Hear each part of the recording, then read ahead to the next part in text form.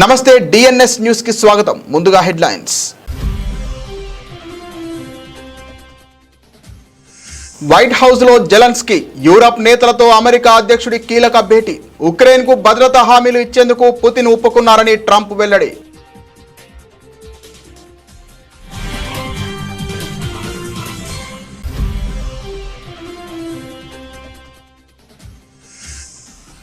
White house లో Trump senior సహాయకురాలిని నమస్తేతో పలకరించిన Meloni. గతంలో G7 సదస్సులోనూ పలువురు ప్రపంచ నేతలకు ఇదే రీతిలో అభివాదం.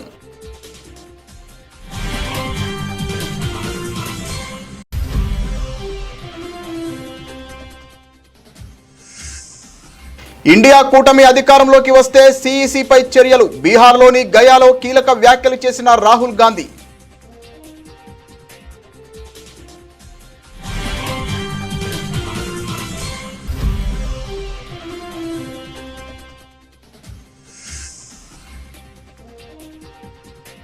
ముంబై నగరాన్ని ముంచెత్తుతున్న కుండపోత వర్షాలు. వివిధ ఘటనలలో రాష్ట్ర వ్యాప్తంగా 7 మృతి.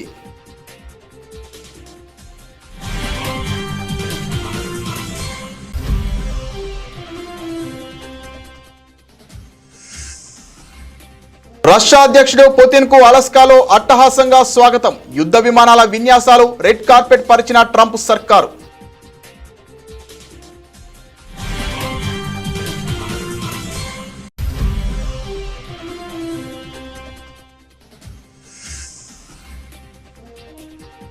తప్పుడు కేసులు పెట్టిన వారిని దోషులుగా కోర్టుల ముందు నిలబెట్టే రోజు వస్తోంది. మండిపడ్డ అనంత వెంకట్రామిరెడ్డి.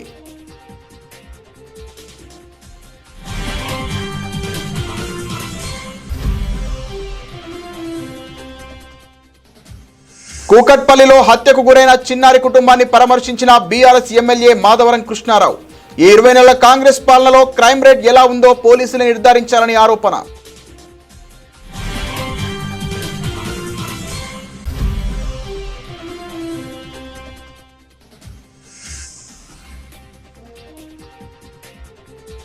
అమరావతిలో పులస చేపలు పడతాం. రాజధానిపై వైసీపీ నేతల సెటైర్లు.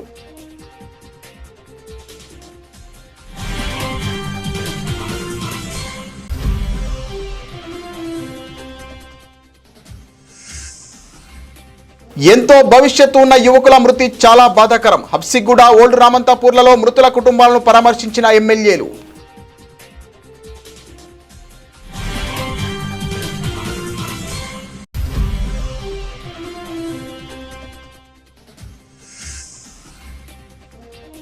వర్షాలపై సీఎస్తో ముఖ్యమంత్రి చంద్రబాబు సమీక్ష. ఉత్తరాంధ్రలో తాజా పరిస్థితిని సీఎంకు వివరించిన సీఎస్ విజయానంద్.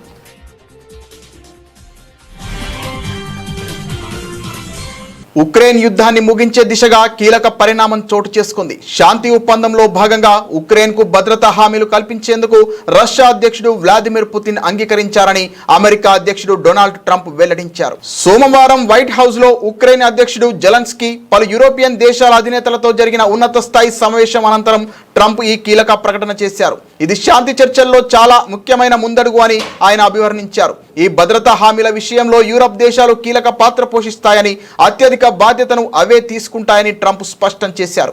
మేము వారికి సహాయం చేస్తాం, భద్రత విషయంలో ఎలాంటి లోటు లేకుండా చూస్తామని ఆయన తెలిపారు. ఈ సమావేశంలో కుదిరిన ఒప్పందం భవిష్యత్తులో ఉక్రెయిన్పై ఎలాంటి దాడులు జరగకుండా నిరోధిస్తుందన్న ఆశాభావాన్ని ఆయన వ్యక్తం చేశారు. శాంతి ఒప్పందంలో భాగంగా ప్రస్తుత సరిహద్దు రేఖను పరిగణలోకి తీసుకొని భూభాగాల మార్పిడిపై కూడా చర్చించనున్నట్లు ట్రంప్ సూచనప్రాయంగా తెలిపారు. ట్రంప్తో చర్చలు చాలా బాగా జరిగాయని ఉక్రెయిన్ అధ్యక్షుడు జెలెన్స్కీ ఆశాభావం వ్యక్తం చేశారు. తమ దేశానికి బలమైన సైన్యం, ఆయుధాలు, శిక్షణ వంటి సమగ్రమైన భద్రత అవసరమని, దీనికి అమెరికా వంటి పెద్ద దేశాల మద్దతు ఎంతో కీలకమని ఆయన అన్నారు. ఈ సమావేశాల తర్వాత తాను పుతిన్ కు ఫోన్ చేస్తానని, అవసరమైతే పుతిన్, జెలెన్స్కీలతో కలిసి త్రైపాక్షిక సమావేశానికి తాను సిద్ధంగా ఉన్నానని ట్రంప్ ప్రకటించారు. గత ఫిబ్రవరిలో జరిగిన సమావేశంతో పోలిస్తే ఈసారి వైట్ హౌస్ లో వాతావరణం చాలా స్నేహపూర్వకంగా కనిపించింది. గత భేటీలో మిలిటరీ దుస్తుల్లో వచ్చిన జెలెన్స్కీ ఈసారి సూట్ లో రావడం అందరి దృష్టిని ఆకర్షించింది. ఆయన వేషధారణపై ట్రంప్ కూడా సరదాగా వ్యాఖ్యానించారు. ఈ సమావేశంలో NATO secretary general Mark Rutte, European commission అధ్యక్షురాలు Ursula von der Leyen, Britain ప్రధాని Keir Starmer, France, Germany, Italy, Finland దేశాల ప్రతినిధులు పాల్గొన్నారు. బ్రిటన్ ప్రధాని Keir Starmer, France, Germany, Italy, Finland దేశాధినేతలు పాల్గొన్నారు. ఇటలీ ప్రధాని జార్జియా మెలోని తన ప్రత్యేక దౌత్య శైలిని మరోసారి ప్రదర్శించారు. ప్రపంచ రాజకీయాలకు కేంద్రమైన వైట్ హౌస్లో అమెరికా అధ్యక్షుడు డొనాల్డ్ ట్రంప్ సీనియర్ సహాయకురాలికి భారతీయ సంప్రదాయంలో 2 చేతులు జోడించి నమస్తే అంటూ అభివాదం చేశారు. సాధారణంగా కరచాలనాలు, లాంఛనప్రాయ పరికలింపులు ఉండే అత్యున్నత స్థాయి సమావేశంలో ఆమె చేసిన ఈ పని అందరి దృష్టిని ఆకర్షించింది. ఉక్రెయిన్కు దీర్ఘకాలిక భద్రత కల్పించే అంశంపై సోమవారం వైట్ హౌస్లో కీలక సమావేశం జరిగింది. ఈ చర్చల్లో పాల్గొనేందుకు వచ్చిన మెలోని ఈ విధంగా పలకరించి ప్రత్యేకంగా నిలిచారు. మెలోని ఇలా నమస్కారం పెట్టడం ఇదే మొదటిసారి కాదు. గతేడాది జూన్లో ఇటలీలో జరిగిన G7 సదస్సులో భారత ప్రధాని నరేంద్ర మోదీ, బ్రిటన్ ప్రధాని రిషి సునాక్, యూరోపియన్ కమిషన్ అధ్యక్షురాలు ఉర్సులా వాన్ డెర్ లేయన్ వంటి పలువురు ప్రపంచ నేతలకు ఆమె ఇదే రీతిలో నమస్కరించి వార్తల్లో నిలిచారు. రష్యాతో ప్రత్యక్ష యుద్ధానికి దారి తీయకుండా ఉక్రెయిన్కు పటిష్టమైన భద్రతా హామీలు ఎలా ఇవ్వాలన్న దానిపై ఈ సమావేశంలో ప్రధానంగా చర్చించారు. ఈ భేటీలో ఉక్రెయిన్ అధ్యక్షుడు వొలోదిమిర్ జెలెన్స్కీ, ట్రంప్, పలువురు యూరోపియన్ దేశాల నేతలు పాల్గొన్నారు. ఈ సందర్భంగా మెలోని ఒక కీలక ప్రతిపాదనను ముందుకు తెచ్చారు. ఉక్రెయిన్ను అధికారికంగా నాటో కూటమిలో చేర్చుకోకుండానే నాటోలోని ఆర్టికల్ 5 తరహాలో సామూహిక రక్షణ కల్పించాలని ఆమె సూచించారు. ఈ ప్రతిపాదనపై మెలోని మాట్లాడుతూ, పశ్చిమ దేశాల ఐక్యతే శాంతిని నెలకొల్పడానికి మన దగ్గర ఉన్న అత్యంత శక్తివంతమైన ఆయుధం. ఉక్రెయిన్కు నాటో ఆర్టికల్ 5 స్ఫూర్తితో రక్షణ హామీలు ఇవ్వాలన్న మా ప్రతిపాదనకు మిత్ర దేశాల నుంచి మద్దతు లభిస్తోంది. ప్రస్తుతం జరుగుతున్న దౌత్యపరమైన చర్చల్లో ఇది కూడా ఒక భాగంగా మారిందని ఆమె వివరించారు. ఈ వ్యూహం ద్వారా ఉక్రెయిన్ భవిష్యత్తుకు భరోసా ఇస్తూనే రష్యా ఆందోళనలను కూడా పరిగణలోకి తీసుకున్నట్లు అవుతోందని మెలోని అభిప్రాయపడ్డారు. ఓటర్ అధికార్ యాత్రలో భాగంగా బీహార్లోని గయాలో నిర్వహించిన బహిరంగ సభలో కాంగ్రెస్ పార్టీ అగ్రనేత, లోక్సభలో ప్రతిపక్ష నేత రాహుల్ గాంధీ కీలక వ్యాఖ్యలు చేశారు. కేంద్ర ప్రభుత్వాన్ని, ఎన్నికల కమిషన్ను ఆయన తీవ్రంగా విమర్శించారు. ఓట్ల అవకతవకల వ్యవహారం వెలుగు చూసినప్పటి నుండి ఈసీ ఇంకా తనను అఫిడవిట్ దాఖలు చేయాలని కోరుతోందని ఆయన ఎద్దేవా చేశారు. ఇంకా కొంత సమయం ఇస్తే ప్రతి అసెంబ్లీ, లోక్సభ స్థానంలో ఎన్నికల సంఘం లోపాలను ప్రజల ముందు ఉంచుతామని, దాంతో వారే ఈసీని అఫిడవిట్ ఇవ్వాలని అడుగుతారని రాహుల్ గాంధీ వ్యాఖ్యానించారు. ప్రధాని మోదీ స్పెషల్ ప్యాకేజీ గురించి మాట్లాడినట్లే ఈసీ కూడా ఓటర్ల జాబితా ప్రత్యేక సమగ్ర సవరణ పేరిట బీహార్ కోసం ప్రత్యేక ప్యాకేజీ తీసుకొచ్చిందని, ఇది ఓట్ల చోరీకి కొత్త రూపమని విమర్శించారు. బీహార్ ప్రజలు ఇది జరగనివ్వరని అన్నారు. బీహార్లో కేంద్రంలో ఇండియా కూటమి ఏర్పడే రోజు వస్తోందని, అప్పుడు ఓట్ల చోరీ వ్యవహారంలో ప్రమేయం ఉన్న సిఈసితో పాటు ఎన్నికల కమిషనర్లపైన చర్యలు తీసుకుంటామని రాహుల్ హెచ్చరించారు.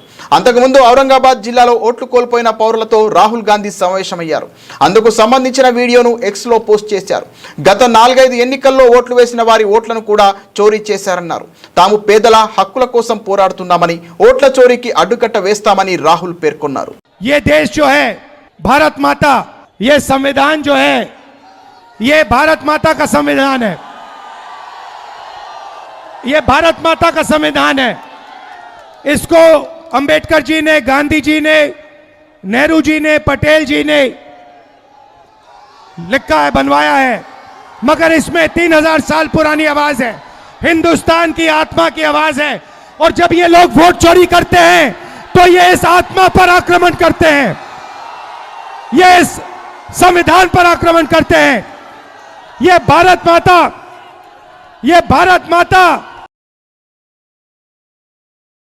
దేశ ఆర్థిక రాజధాని ముంబై నగరాన్ని భారీ వర్షాలు అతలాకుతలం చేస్తున్నాయి. గత 3 రోజులుగా ఎడతెరిపి లేకుండా కురుస్తున్న కుండపోత వాన్లతో మహానగరం స్తంభించిపోయింది. అనేక ప్రాంతాలు నీట మునిగి జనజీవనం అస్తవ్యస్తంగా మారింది. ఈ నేపథ్యంలో భారత వాతావరణ శాఖ ఐఎండీ నేడు రెడ్ అలర్ట్ జారీ చేయడంతో Brihan Mumbai municipal corporation BMC అప్రమత్తమైంది. నగరంలోని అన్ని పాఠశాలలు, కళాశాలలకు మంగళవారం సెలవు ప్రకటించింది. నిన్న కురిసిన వర్షాలకు ముంబైలోని పలు లోతట్టు ప్రాంతాలు పూర్తిగా జలమయమయ్యాయి. రోడ్లపై నీరు నిలిచిపోవడంతో ట్రాఫిక్ కు తీవ్ర అంతరాయం ఏర్పడింది. కొన్ని చోట్ల చెట్లు కూలిపోవడంతో ప్రయాణికులు తీవ్ర ఇబ్బందులు ఎదుర్కొన్నారు. విమానాశ్రయానికి వెళ్లే దారుల్లో నీరు చేరడంతో ప్రయాణికులు ముందుగానే బయలుదేరాలని ఇండిగో ఎయిర్లైన్స్ సూచించింది. ఈ వర్షాల కారణంగా రాష్ట్ర వ్యాప్తంగా ఇప్పటి వరకు 7 మరణించినట్లు ముఖ్యమంత్రి దేవేంద్ర ఫడ్నవీస్ కార్యాలయం ఒక ప్రకటనలో తెలిపింది. ముంబైలో జరిగిన వేర్వేరు విషాద ఘటనలు తీవ్ర ఆవేదనకు గురిచేశాయి. గోద్రేజ్ బాగ్ అపార్ట్మెంట్ లో గోడ కూలి సతీష్ టిర్కే అనే వాచ్మెన్ మృతి చెందాడు. వాల్మీకి నగర్ లో వ్యక్తి డ్రైనేజీలో కొట్టుకుపోగా ఎన్డీఆర్ఎఫ్ బృందాలు అతని కోసం గాలిస్తున్నాయి. మరో దారుణ ఘటనలో పాఠశాల నుంచి కుమారుడిని తీసుకువస్తున్న యూలోజియస్ సెల్వరాజ్ అనే మహిళ, ఆమె 7 ఏళ్ల కుమారుడు ఆంటోనీ బస్సు ఢీకొని ప్రాణాలు కోల్పోయారు. కేవలం 81 గంటల వ్యవధిలోనే ముంబైలో 550 మిల్లీమీటర్ల వర్షపాతం నమోదైంది. ఇది దాదాపు ఆగస్టు నెల సగటు వర్షపాతంతో సమానం కావడం గమనార్హం. నగరానికి తాగునీరు అందించే 7 సరస్సులలో ఒకటైన విరార్ సరస్సు సోమవారం మధ్యాహ్నం నిండి పొంగి పొర్లింది. రత్నగిరి, రాయ్గఢ్, హింగోలి జిల్లాల్లోనూ భారీ వర్షాలు కురుస్తున్నాయని అధికారులు అప్రమత్తంగా ఉండాలని సీఎం ఫడ్నవీస్ ఆదేశించారు. महाराष्ट्र के करीब पिछले 2 दिनों में बहुत बड़े पैमाने पर बारिश हुई है. कई जिलों में रेड अलर्ट और ऑरेंज अलर्ट है और अगले 3 दिन भी अगर हम देखिए 21 तारीख तक विशेष रूप से महाराष्ट्र के आधे जिलों में कई रेड अलर्ट है, कई ऑरेंज अलर्ट है और इसके चलते बड़े पैमाने पर हम लोगों ने जो एहतियात बरतनी है उसके बारे में अभी चर्चा की है. हमारे जो कंट्रोल रूम है उस कंट्रोल रूम से सारे जिलों में जो हमारी यंत्रणा है उस यंत्रणा को अलर्ट दिया गया है. अलग अलग जगह पर जिस प्रकार से नुकसान हो रहा है वहाँ मदद देने की कोशिश कर रहे हैं और आगे में जो डिजास्टर आ सकता है उसका मिटिगेशन करने का प्रयास चल रहा है. हमारे बाजू के जो राज्य है, चाहे वो तेलंगाना हो चाहे कर्नाटक हो, इनके साथ भी बातचीत करते हुए वहां से जो डिस्चार्ज पानी का है उसको ठीक से अगर मेंटेन करे तो बाढ़ की परिस्थिति न आए, इस प्रकार की व्यवस्था की गई है. विशेष रूप से कोकण में जहां बहुत అమెరికా అధ్యక్షుడు డొనాల్డ్ ట్రంప్ అనుసరిస్తున్న విదేశాంగ విధానం మరోసారి ప్రపంచవ్యాప్తంగా చర్చనీయాంశమైంది. కొన్ని రోజుల వ్యవధిలో రష్యా, ఉక్రెయిన్ అధ్యక్షులతో ఆయన జరిపిన సమావేశాల్లో కనబరిచిన వైరుధ్యం అందరినీ ఆశ్చర్యానికి గురిచేస్తోంది. ఒకరికి రాచ మర్యాదలు చేసి మరొకరిని సాధారణంగా పలకరించడం ద్వారా ట్రంప్ తన దౌత్యంలో వింత పోకడలను ప్రదర్శిస్తున్నారు. ఆగస్టు 15న రష్యా అధ్యక్షుడు వ్లాదిమిర్ పుతిన్తో ట్రంప్ అలస్కాలో సమావేశమయ్యారు. ఈ భేటీ అత్యంత అట్టహాసంగా జరిగింది. అమెరికాకు చెందిన B-2 స్టెల్త్ బాంబర్లు, F-22 రాఫ్టర్ యుద్ధ విమానాలు ఆకాశంలో గర్జిస్తుండగా పుతిన్ కు స్వాగతం పలికారు. ఇరువురు నేతలు రెడ్ కార్పెట్ పై నడుస్తూ కరచాలనం చేసుకుని కెమెరాలకు ఫోజులిచ్చారు. దాదాపు 6 ఏళ్ల తర్వాత తొలిసారిగా భేటీ అయిన వీరిద్దరూ ఒకే కారులో ప్రయాణించడం విశేషం. కొన్ని రోజుల క్రితం వరకు పుతిన్ ను పిచ్చివాడు అని విమర్శించిన ట్రంప్ ఒక్కసారిగా ఆయనకు ఇంతటి గౌరవం ఇవ్వడం గమనార్హం. పుతిన్ తో భేటీ తర్వాత వాషింగ్టన్ లో ఉక్రెయిన్ అధ్యక్షుడు వొలోదిమిర్ జెలెన్స్కీతో ట్రంప్ సమావేశమయ్యారు. అయితే ఈ భేటీ అత్యంత నిరాడంబరంగా ఎలాంటి ఆర్భాటం లేకుండా ముగిసింది. జెలెన్స్కీ కోసం రెడ్ కార్పెట్ కానీ సైనిక వందనం కానీ ఏర్పాటు చేయలేదు. గతంలో టీ-షర్ట్ తో సమావేశానికి వచ్చారని విమర్శలు రావడంతో ఈసారి ట్రంప్ సూచన మేరకు జెలెన్స్కీ ఫార్మల్ సూట్ లో హాజరయ్యారు. ఈ సందర్భంగా ట్రంప్ జెలెన్స్కీ దుస్తులను మెచ్చుకున్నారు. ఇరుపక్షాలు యుద్ధాన్ని ముగించాలని కోరుకుంటున్నాయి, కానీ ఇది అంత సులభం కాదని వ్యాఖ్యానించారు. ట్రంప్ తీరు చూస్తుంటే ఆయన ప్రపంచంలో ఉన్న అన్ని యుద్ధాలను తానే ఆపినట్లుగా ఘనత దక్కించుకోవాలని ప్రయత్నిస్తున్నట్లు విశ్లేషకులు భావిస్తున్నారు. 6 నెలల్లో 6 యుద్ధాలను ఆపానని ఇప్పటికే పలుమార్లు ప్రకటించుకున్న ఆయన రష్యా, ఉక్రెయిన్ యుద్ధాన్ని కూడా తన ఖాతాలో వేసుకొని నోబెల్ శాంతి బహుమతి పొందాలని ఆశిస్తున్నట్టు తెలుస్తోంది. తన సోషల్ మీడియా ప్లాట్ఫామ్ ట్రూత్ సోషల్లో కాల్పుల విరమణ గురించి ప్రకటించిన ప్రతిసారి క్షేత్రస్థాయిలో దాడులు పెరగడం పరిపాటిగా మారింది. ట్రంప్ అధ్యక్షుడిగా బాధ్యతలు చేపట్టి 8 నెలలు గడిచినా ఇరు దేశాల మధ్య దాడులు, ప్రతిదాడులు కొనసాగుతూనే ఉన్నాయి. ట్రంప్ దౌత్యం కేవలం ఆర్భాటాలకే పరిమితమైంది తప్ప వాస్తవ శాంతి స్థాపనకు దోహదపడడం లేదని అంతర్జాతీయ నిపుణులు అభిప్రాయపడుతున్నారు. అరెస్టులు, తప్పుడు కేసులతో జగన్మోహన్ రెడ్డిని మానసికంగా వేధించవచ్చని, పార్టీని బలహీనపరచవచ్చని కూటమి ప్రభుత్వం భావిస్తోంది. మా నాయకులను నియోజకవర్గాల్లోకి రానియకుండా అడ్డుకుంటున్నారు. కోర్టులు చెప్పినా కూడా తాడిపత్రికి పెద్దిరెడ్డిని రానియకుండా చేయడం చూస్తే ఈ ప్రభుత్వం ఎంత దారుణంగా వ్యవహరిస్తోందో తెలుస్తోంది. తప్పుడు కేసులు పెట్టిన వారిని దోషులుగా కోర్టుల ముందు, ప్రజల ముందు నిలబెట్టే రోజు వస్తోందని అనంతపురం జిల్లా వైఎస్ఆర్సీపీ అధ్యక్షులు అనంత వెంకట్రామిరెడ్డి అన్నారు. ఈరోజు ఈ రాష్ట్రంలో ఒక విచిత్రమైన పరిస్థితులు నెలకొన్నాయి. కేవలం రాజకీయ కక్ష సాధింపులే చేసే విధంగా కూడా ఈరోజు ప్రభుత్వం అనేది, కూటమి ప్రభుత్వం కూడా ముందుకు పోతా ఉంది. మరీ ముఖ్యంగా ఈ లిక్కర్ స్కామ్ అనేది చంద్రబాబు నాయుడు గారు అల్లిన కట్టుకథ. ఆ కట్టుకథ ఆధారంతోనే ఈరోజు సిట్ అధికారులు కూడా ఎంక్వైరీ చేస్తూ సరైన ఆధారాలు లేకపోయినా కూడా కాలయాపనతో వీళ్ళందరూ కూడా గడుపుతున్నారు. మరీ ముఖ్యంగా జగన్మోహన్ రెడ్డి గారికి ఎవరైతే సన్నిహితంగా ఉంటారో వారిని మాత్రం జైలు పాలు చేస్తే వైఎస్ఆర్ కాంగ్రెస్ పార్టీని మానసికంగా కూడా, అంటే కార్యకర్తలను కానీ నాయకులను కానీ మానసికంగా అధైర్యపరచవచ్చని, లేకపోతే జగన్మోహన్ రెడ్డి గారిని మానసికంగా వేధించవచ్చని చెప్పేసి, ఈ పార్టీని బలహీనపరచవచ్చని చెప్పేసి భావించే ఈ అరెస్టులు, ఈ తప్పుడు కేసులు ఇవన్నీ కూడా పెడతా ఉన్నారు. కొంతమంది జైలు పాలు చేస్తున్నారు. నియోజకవర్గాల్లో కూడా కొంతమంది స్ట్రాంగ్ నాయకులను అందరినీ కూడా ఏదో రకంగా తప్పుడు కేసులు పెట్టి నియోజకవర్గాలకి వారి సొంత ఊర్లోకి కూడా పోనీకోకుండా కూడా చేసే పరిస్థితి కూడా ఈరోజు కూడా ఉంది. ఈరోజు కోర్టు అనేది కూడా చాలా స్పష్టంగా కూడా అన్ని ఫెసిలిటీస్ కూడా పార్లమెంటు సభ్యులకు వారికి ఇవ్వమంటే ఫెసిలిటీస్ మాత్రం ఇచ్చినామని చెప్పి కోర్టుకు తప్పుడు చెప్తున్నారు. కానీ ఇక్కడ జైల్లో మాత్రం ఎక్కడ కానీ ఫెసిలిటీస్ మాత్రం కల్పించలేదు. కేవలం కూకట్పల్లిలో హత్యకు గురైన చిన్నారి కుటుంబాన్ని బీఆర్ఎస్ ఎమ్మెల్యే మాధవరం కృష్ణారావు పరామర్శించారు. హైదరాబాద్ నగరంలో శాంతి భద్రతలు కరువయ్యాయి. నగరం నడిబొడ్డున హత్యలు జరుగుతుంటే పోలీసులు ఏం చేస్తున్నారు? మియాపూర్లో పట్టపగలు దొంగతనాలు జరుగుతున్నాయి. కేపీహెచ్బీలో కత్తులు పట్టుకొని ఇళ్లలోకి వెళ్లి దాడులు చేస్తున్నారు. డ్రగ్స్ గంజాయి మత్తులో తూగుతున్న యువకులపై పోలీసులు కఠిన చర్యలు తీసుకొని భయం పెట్టాలి. గత 10 సంవత్సరాలలో క్రైమ్ రేట్ ఏ విధంగా ఉందో ఈ 20 నెలల కాంగ్రెస్ పాలనలో క్రైమ్ రేట్ ఎలా ఉందో పోలీసులు నిర్ధారించాలని కూకట్పల్లి ఎమ్మెల్యే మాధవరం కృష్ణారావు ఆరోపించారు. అమ్మాయిని సుమారుగా 4వ ఫ్లోర్లో ఉన్నటువంటి పెంట్ హౌస్లో వెళ్ళి ఆ అమ్మాయిని ఘోరాది ఘోరంగా చంపడం అనేది నిజంగా బాధాకరం. ఎందుకంటే తల్లిని కూడా చూస్తూ ఉన్నాం, తల్లి ఆవేదన చూస్తూ ఉన్నాం. నేను గవర్నమెంట్ కూడా అప్పీల్ చేస్తూ ఉన్నాను. ఇదే కాదు, పట్టాపగలు మియాపూర్లో పట్టాపగలు దొంగతనం జరగడం ఈ మధ్యలోనే. నిన్నాక మొన్న హౌసింగ్ బోర్డులో తల్వార్లు పట్టుకొని కత్తులు పట్టుకొని ఇంటి మీద దాడి చేస్తే కూడా పట్టించుకునే పాపాన లేదు.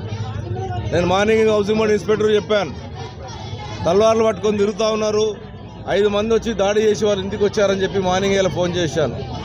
ఇవాళ చూసి ఒక తల్లి ఆవేదన చూస్తూ ఉంటుంటే నిజంగా మా అందరు కూడా బిడ్డలు ఉన్నారు, మనమరాలు ఉన్నారు, మనమలు ఉన్నారు. ఎవరు వాళ్ళకు శత్రుత్వం లేదన్నప్పటికీ కూడా అంతా ఘోరాది ఘోరంగా చంపడం అనేది, అది కూడా 4 మంది మెట్లెక్కి ఆడపిల్లలను చంపడం అనేది దురదృష్టకర విషయం, బాధాకర విషయం. పోలీస్ అధికారులు దీని మీద సీరియస్ తీసుకోవాలి. ఇప్పటికే హైదరాబాద్ నగరంలో వైసీపీ మాజీ ఎమ్మెల్యే కేతిరెడ్డి వెంకట్రామిరెడ్డి రాజధాని అమరావతిపై సంచలన వ్యాఖ్యలు చేశారు. ఏపీలో భారీ వర్షాల కారణంగా పలు పట్టణాలు జలమయమైన సంగతి తెలిసిందే. రాజధాని అమరావతిలో సైతం పలు ప్రాంతాలు జల దిగ్బంధంలో ఉన్నాయి. ఈ నేపథ్యంలో అమరావతిపై వైసీపీ మాజీ ఎమ్మెల్యేలు కేతిరెడ్డి వెంకట్రామిరెడ్డి, అనంత వెంకట్రామిరెడ్డి సెటైర్లు వేశారు. రాబోయే 2-3 ఏళ్లలో అమరావతిలో పులస చేపలు పడతాయని, వాటిని పట్టి అందరికీ పంచిపెడతానని కేతిరెడ్డి ఎద్దేవా చేశారు. రాజమండ్రి సెంట్రల్ జైల్లో ఉన్న వైసీపీ ఎంపీ మిథున్ రెడ్డితో నిన్న కేతిరెడ్డి, అనంత వెంకట్రామిరెడ్డి ములాఖత్లో కలిశారు. అనంతరం మీడియాతో మాట్లాడుతూ మీరు అమరావతిపై విమర్శలు గుప్పించారు. గోదావరి పొంగినట్లు ఇప్పుడు అమరావతిలో వరద పొంగుతోందని కేతిరెడ్డి సెటైర్ వేశారు. ఇదే సందర్భంగా అనంత వెంకట్రామిరెడ్డి మాట్లాడుతూ తాము దమ్మున్న వాళ్ళమని, తమ పార్టీ కూడా దమ్మున్న పార్టీ అని పేర్కొన్నారు. రాష్ట్రంలో అన్ని ఎన్నికలు ఒకేసారి నిర్వహించినా ఎదుర్కొని గెలవడానికి సిద్ధంగా ఉన్నామని ఆయన ధీమా వ్యక్తం చేశారు. నీటి ముప్పు ఉన్న అమరావతిలో రాజధాని నిర్మిస్తున్నారంటూ కూటమి ప్రభుత్వంపై విమర్శలు గుప్పించారు. మీ గోదావరి నది ఏ విధంగా ఉందో అది పొంగి పొర్లుతోంది అక్కడ అమరావతిలో. మీకు మాత్రమే సొంతమవుతుంది అనుకున్న పులస రేపొద్దున ఖచ్చితంగా 2-3 సంవత్సరాల్లో మీరు అమరావతిలో చూడబోతున్నారు. అప్ స్ట్రీమ్కి ఇవ్వబోతున్నాయి. అదే పులసలను మీకు అమరావతి దాంట్లో మీకు పట్టించి మీ అందరికి ఇవ్వబోతున్నాం. జెండా ఎగరేసిన వాళ్ళే దేశభక్తులని ఇప్పుడు ఆ విధంగా ఉన్నారు. ఇప్పుడు ఈ కూటమి దానిలో ఏ విధంగా ఉందంటే, కూటమికి జై జై అంటే దేశభక్తులు, కూటమిని కన్నా ప్రశ్నిస్తే దేశద్రోహుల్లాగా నిలబడుతున్నారు. దేశభక్తి అనేది జెండా ఎగరేస్తేనో లేకుంటే దాని మీద ఆ రోజు చాక్లెట్లు పంచుతూనే ఉండదు. ఈ దేశం యొక్క సమగ్రతకు ఇక్కడున్న దానిలో ఐక్యంగా పోరాడినప్పుడే ఉంటుంది. ఈరోజు దేశభక్తి ప్రజాస్వామ్యం గురించి మాట్లాడుతున్న వీళ్ళు కోర్టు ఆర్డర్ని ఎందుకు ఇంప్లిమెంట్ చేయడం లేదు హబ్సిగూడ, ఓల్డ్ రామంతాపురలో మృతుల కుటుంబాలను ఎమ్మెల్యేలు పరామర్శించారు.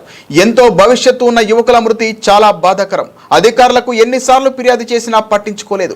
ప్రమాదం జరిగిన తర్వాత ఆగమేఘాల మీద విద్యుత్ తీగలను మార్చిన అధికారులు 5 లక్షల ఆర్థిక సహాయం ప్రకటించి చేతులు దులుపుకోవాలని చూస్తున్న ప్రభుత్వం. ఒక్కో కుటుంబానికి ₹1 కోటి ఆర్థిక సహాయం, ప్రభుత్వ ఉద్యోగం కల్పించాలని ఎమ్మెల్యేలు డిమాండ్ చేశారు. ఏ ప్రికాషన్స్ తీసుకోవాలనో, ఏ జాగ్రత్తలు తీసుకోవాలనో ఎక్కడ కూడా తీసుకున్న దాఖలాలు లేవు. టీవీలో మాత్రం, పేపర్లో మాత్రం చాలా అలర్ట్ గా ఉన్నామని చెప్పి ఒక ప్రకటనలు చేస్తుంది. రాత్రి జరిగిన సంఘటనకు మీ ప్రభుత్వం బాధ్యత కదా? ప్రభుత్వ బాధ్యతనే కదా.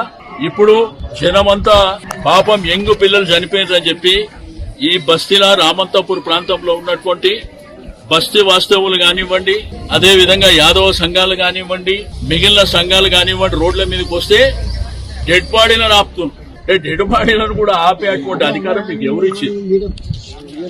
కాబట్టి మీరు ఈ డెడ్ బాడీలు శ్మశాన వాటిక చేరాలంటే ప్రభుత్వం వెంటనే మీ ముఖ్యమంత్రులు మీ మంత్రులు వచ్చి వాళ్ళతో మాట్లాడిన తర్వాతనే మిగిలిన కార్యక్రమాలు చేయాలని చెప్పి నేను ఈ సందర్భంగా తెలియజేస్తా ఉన్నాను.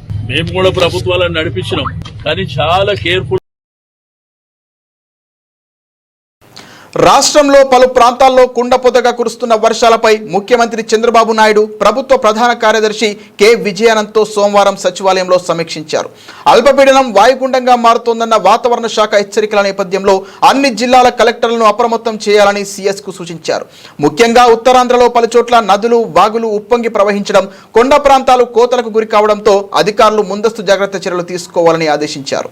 ఎక్కడా ఎలాంటి అవాంఛనీయ సంఘటనలు తలెత్తకుండా చర్యలు చేపట్టాలని స్పష్టం చేశారు.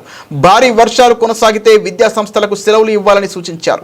ప్రజలకు సమాచారం అందించేలా అన్ని జిల్లా కేంద్రాల్లో కంట్రోల్ రూమ్లు ఏర్పాటు చేయాలని, అన్ని విభాగాలు సమన్వయంతో పనిచేసేలా కలెక్టర్లు చొరవ తీసుకోవాలని సీఎం అన్నారు. ముందస్తు సన్నద్ధతతో అప్రమత్తతతో ప్రాణ ఆస్తి నష్టం లేకుండా చూడాలని సీఎం చంద్రబాబు ఆదేశించారు. ప్రతిష్టాత్మక మిస్ యూనివర్స్ ఇండియా 2025 కిరీటం రాజస్థాన్ కు చెందిన మనికా విశ్వకర్మను వరించింది. సోమవారం రాత్రి జైపూర్లో అట్టహాసంగా జరిగిన ఫైనల్స్ లో ఆమె విజేతగా నిలిచారు. గత ఏడాది విజేత రియా సింగా మనికకు కిరీటాన్ని అలంకరించారు. ఈ విజయంతో మనికా ఈ ఏడాది నవంబర్లో థాయిలాండ్ లో జరగనున్న 74వ మిస్ యూనివర్స్ పోటీల్లో భారతదేశానికి ప్రాతినిధ్యం వహించనున్నారు. ఇదే పోటీలో ఉత్తరప్రదేశ్ కు చెందిన Tanya Sharma first runner up గా, హర్యానాకు చెందిన Mehak Dhingra second runner up గా, Amishi Kaushik third runner up గా నిలిచారు. రాజస్థాన్లోని శ్రీ గంగానగర్ కు చెందిన మనికా ప్రస్తుతం ఢిల్లీలో నివసిస్తున్నారు. పొలిటికల్ సైన్స్, ఎకనామిక్స్ లో చివరి సంవత్సరం చదువుతున్న ఆమె చిన్న వయసులోనే బహుముఖ ప్రజ్ఞాశాలిగా గుర్తింపు పొందారు. ఆమె శాస్త్రీయ నృత్యంలో శిక్షణ పొందారు. పెయింటింగ్ లోనూ అద్భుతమైన నైపుణ్యం ఉంది. విదేశాంగ మంత్రిత్వ శాఖ ఆధ్వర్యంలో జరిగిన బిమ్స్టెక్ సెవోకాన్ కార్యక్రమంలో భారతదేశానికి ప్రాతినిధ్యం వహించారు. Lalit Kala Akademi, JJ school of arts నుంచి కూడా గౌరవాలు అందుకున్నారు. కేవలం కళలు చదువుకే పరిమితం కాకుండా సామాజిక అంశాలపై కూడా మనికా ప్రత్యేక దృష్టి సారించారు. న్యూరో డైవర్జెన్స్ పై ప్రజల్లో అవగాహన కల్పించేందుకు న్యూరోనోవా అనే సంస్థను ఆమె స్థాపించారు. ఏడీహెచ్డీ వంటి సమస్యలను లోపాలుగా కాకుండా ప్రత్యేకమైన మేధోశక్తులుగా చూడాలని ఆమె తన ప్లాట్ఫామ్ ద్వారా ప్రచారం చేస్తున్నారు. విజయం అనంతరం మనికా మాట్లాడుతూ, నా ప్రస్థానం నా సొంత ఊరు గంగానగర్ నుంచి మొదలైంది. ఢిల్లీ వచ్చి ఈ పోటీల కోసం సిద్ధమయ్యాను. మనలో ఆత్మవిశ్వాసం, ధైర్యం పెంచుకోవాలి. నా ఈ ప్రయాణంలో ప్రతి ఒక్కరి పాత్ర ఉంది. నాకు సాయం చేసి నన్ను ఈ స్థాయికి తీసుకొచ్చిన ప్రతి ఒక్కరికి ధన్యవాదాలు. పోటీలు కేవలం ఒక రంగం కాదు, అవి వ్యక్తిత్వాన్ని నిర్మించే ఒక ప్రపంచమని ఆమె తన ఆనందాన్ని పంచుకున్నారు.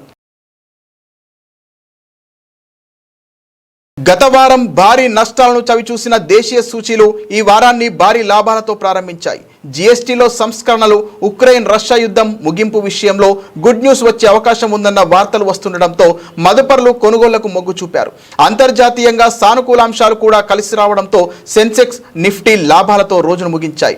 700 పాయింట్ల లాభంతో మొదలైన సెన్సెక్స్ రోజంతా లాభాల్లోనే కదలాడింది. ఒక దశలో 1200 పాయింట్లకు పైగా లాభపడి 81,765 వద్ద ఇంట్రాడే గరిష్టానికి చేరుకుంది. చివరకు సెన్సెక్స్ 676 పాయింట్ల లాభంతో 81,273 వద్ద రోజును ముగించింది.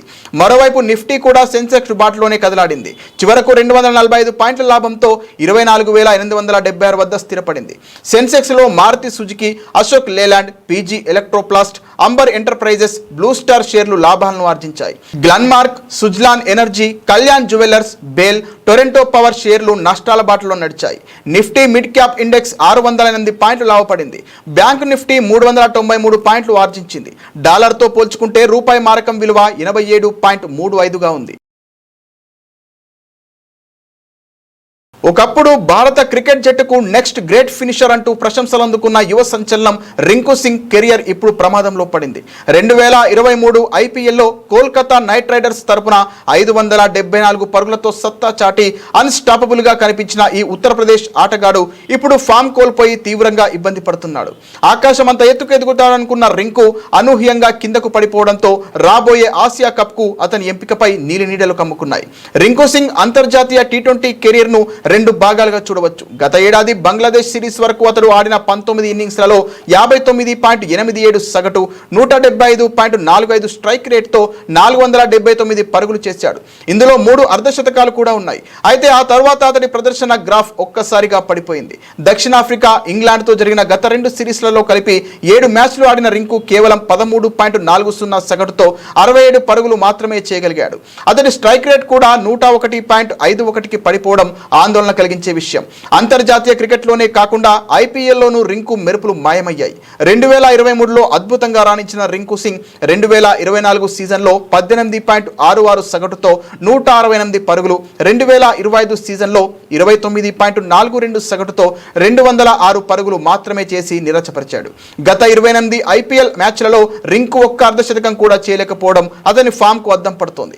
విశ్లేషకుల అభిప్రాయం ప్రకారం ఐపీఎల్లో అతడి బ్యాటింగ్ స్థానం తరచూ మారడమే ఈ వైఫల్యాలకు ప్రధాన కారణంగా కనిపిస్తోంది. చాలా మ్యాచ్లలో అతన్ని 6, 7 లేదా 8వ స్థానంలో బ్యాటింగ్ కు పంపడంతో క్రీజులో కుదురుకునేందుకు తగిన సమయం దొరకలేదు.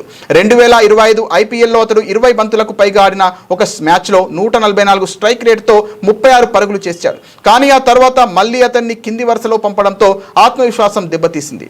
ఒకప్పుడు జట్టులో తన స్థానాన్ని సుస్థిరం చేసుకుంటాడని భావించిన రింకు సింగ్ ఇప్పుడు జట్టులో చోటు కోసమే పోరాడాల్సిన పరిస్థితికి చేరుకున్నాడు. అతడి గత ప్రతిభను నమ్మి సెలెక్టర్లు ఆసియా కప్ కు అవకాశం ఇస్తారా, లేక ప్రస్తుత ఫామ్ ను పరిగణలోకి తీసుకొని పక్కన పెడతారా అన్నది వేచి చూడాలి. బులెటిన్ ముగించే ముందు హెడ్లైన్స్ మరోసారి. వైట్ హౌస్ లో జెలెన్స్కీ, యూరప్ నేతలతో అమెరికా అధ్యక్షుడి కీలక భేటీ. ఉక్రెయిన్ కు భద్రతా హామీలు ఇచ్చేందుకు పుతిన్ ఒప్పుకున్నారని ట్రంప్ వెల్లడి.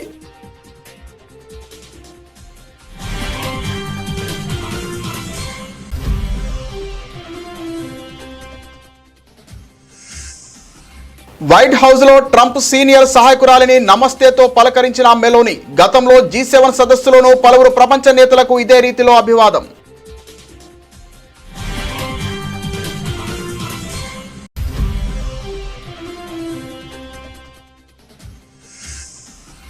ఇండియా కూటమి అధికారంలోకి వస్తే CECపై చర్యలు. బీహార్లోని గయాలో కీలక వ్యాఖ్యలు చేసిన రాహుల్ గాంధీ.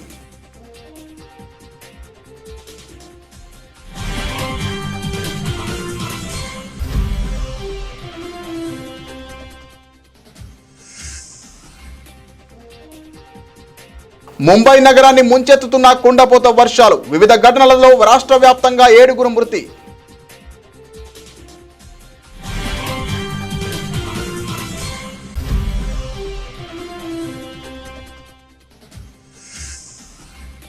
రష్యా అధ్యక్షుడు పుతిన్ కు అలస్కాలో అట్టహాసంగా స్వాగతం. యుద్ధ విమానాల విన్యాసాలు, రెడ్ కార్పెట్ పరిచిన ట్రంప్ సర్కారు.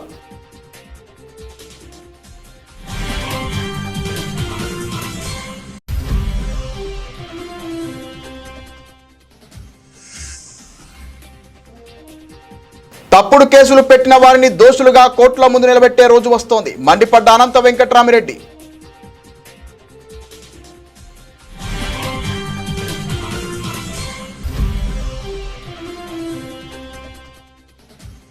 కూకట్పల్లిలో హత్యకు గురైన చిన్నారి కుటుంబాన్ని పరామర్శించిన బీఆర్ఎస్ ఎమ్మెల్యే మాధవరం కృష్ణారావు. ఈ 20 నెలల కాంగ్రెస్ పాలనలో క్రైమ్ రేట్ ఎలా ఉందో పోలీసులు నిర్ధారించాలని ఆరోపణ.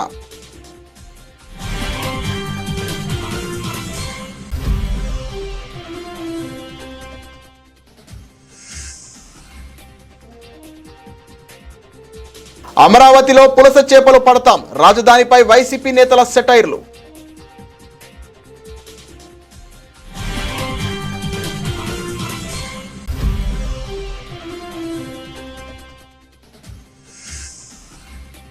ఎంతో భవిష్యత్తు ఉన్న యువకుల మృతి చాలా బాధాకరం. హబ్సిగూడ, ఓల్డ్ రామంతాపూర్లలో మృతుల కుటుంబాలను పరామర్శించిన ఎమ్మెల్యేలు.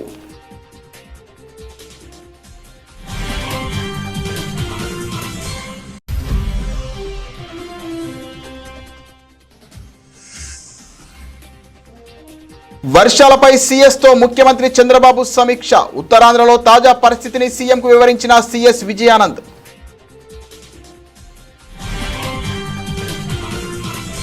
ఇది ఇవాల్టి బులెటిన్. మరిన్ని వార్తల సమాహారంతో మళ్ళీ కలుద్దాం. నమస్తే.